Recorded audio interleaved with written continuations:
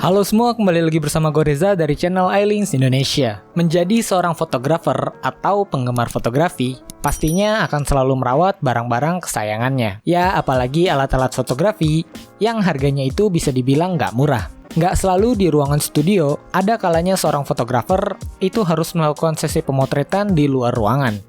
Ya, baik itu outdoor ataupun di tempat seorang klien. Nah, pastinya kalau membawa semua alat-alat syuting itu membutuhkan tas yang banyak banget, karena alat yang dibawa itu juga banyak. Oleh karena itu, biasanya seorang fotografer membeli sebuah tas dengan ukuran yang lumayan besar, agar nantinya semua alat-alat syuting itu bisa ditaruh di dalam satu tas aja. Nah, tapi biasanya tas-tas profesional kayak gitu harganya nggak ada yang murah.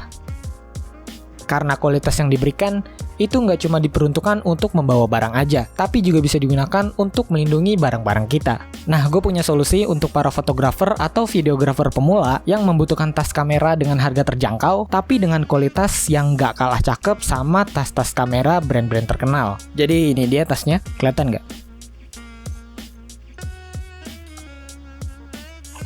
Nah, tas tersebut berasal dari merek Mome Indonesia. Dia adalah salah satu brand lokal yang ngejual berbagai macam tas dengan harga yang terjangkau.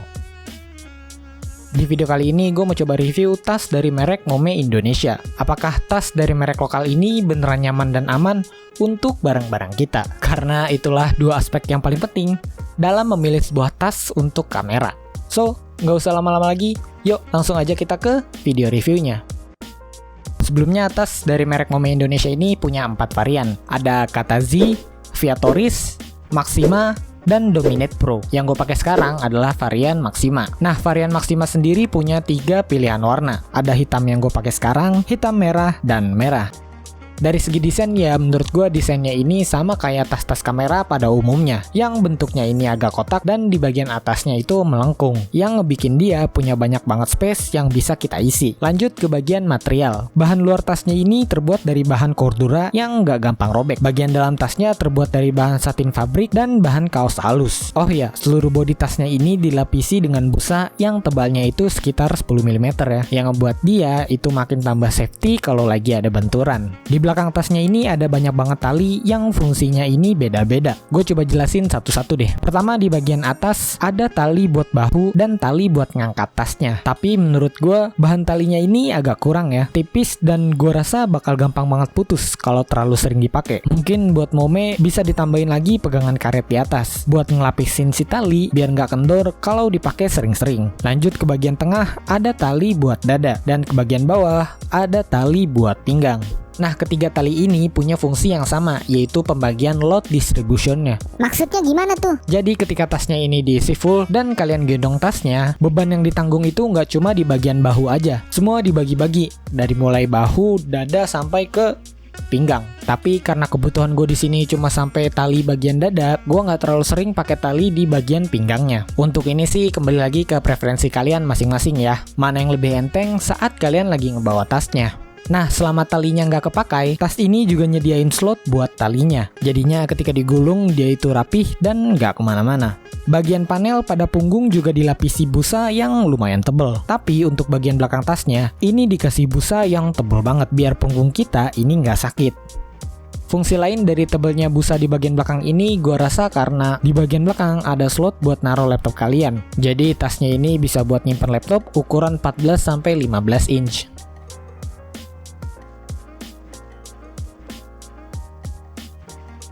Oh ya, ngomong-ngomong soal kompartemen, tas ini punya banyak banget kantong yang bisa kalian isi. Seperti yang udah gue jelasin tadi, di bagian belakang ini ada slot buat naruh laptop. Lanjut ke bagian tengah, ada tempat yang luas banget buat ngisi perlengkapan kamera. Oh iya, posisi awal sekat-sekatnya ini nggak kayak begini ya. Posisi awal sekatnya itu bisa dilihat di gambar yang ini. Jadi sekat-sekatnya ini bisa dibongkar pasang ya, sesuaiin aja dengan kebutuhan kalian. Untuk tebal sekatnya sendiri ini ada di sekitaran 1,5 cm. Buat gue ya ini udah cukup lah buat ngebagi area antar barang. Oke, lanjut. Di sebelah kiri ini ada 2 tempat buat simpen barang-barang yang lumayan luas. Kalau gue di sini, gue bagi berdasarkan kebutuhan alat. Di bagian atas untuk perlengkapan kamera, dan di bagian bawah untuk perlengkapan gimbal. Lanjut ke bagian depan ada 4 kantong. Kantong pertama punya space yang agak dalam ya. Ini tangan gue bisa sampai masuk ke bagian bawah tasnya. Kantong kedua ini space-nya kecil Jadi kalau nyimpen barang gede kayaknya nggak mungkin kalau di sini. Kantong ketiga ini ada banyak kompartemen. Mungkin di sini kita bisa isi dengan alat-alat tulis dan buku-buku catatan.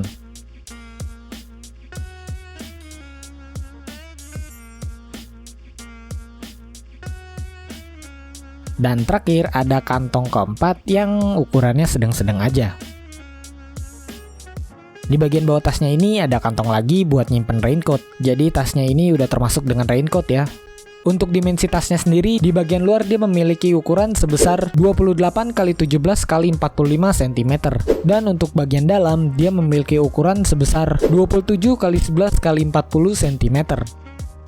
Di bagian kanan kiri ini dia ada slot buat ngisi kayak botol minum gitu. Nah, tapi di bagian kanannya ini ada semacam pengunci gitu. Jadi selain buat botol, kantong sebelah kanan ini bisa dipakai buat nyimpen tripod cuy. Gue udah bawa sambil naik motor dan ya aman-aman aja. Tripodnya ini nyangkut dan gak ada perasaan was-was kalau tripodnya ini mau jatuh. Tapi sayang yang ada penyangkutnya ini cuma ada di bagian kanan aja. Di bagian kiri kosong, cuma ada tali buat ngiket tasnya. Oke, itu aja untuk bagian-bagian dari tasnya. Kita masuk ke sesi kesimpulan. Kesimpulannya adalah, menurut gue tas ini bisa menjadi alternatif buat kalian para fotografer atau videografer, khususnya untuk para pemula yang budgetnya ini belum sampai untuk beli tas di harga jutaan. Untuk harga 400 ribuan, menurut gue Mome Indonesia ini udah berhasil ngebuat tas yang tingkat nyaman dan amannya ini udah cakep banget. Tas ini juga ngebantu gue banget kalau lagi ngebawa barang banyak. Dari yang tadinya gue bisa butuh 2-3 tas, sekarang gue cuma perlu 1 tas aja untuk ngebawa semua perlengkapan syuting. Itu aja review singkat dari gue buat tas Maxima dari Mome Indonesia. Koreksi kalau gue ada salah di kolom komentar, kita diskusi bareng-bareng. Sekian untuk video kali ini. Jangan lupa like, komen, dan subscribe. Dan jangan lupa aktifin lonceng notifikasinya biar nggak ketinggalan video-video terbaru dari iLinks Indonesia. Gue Reza pamit. Bye.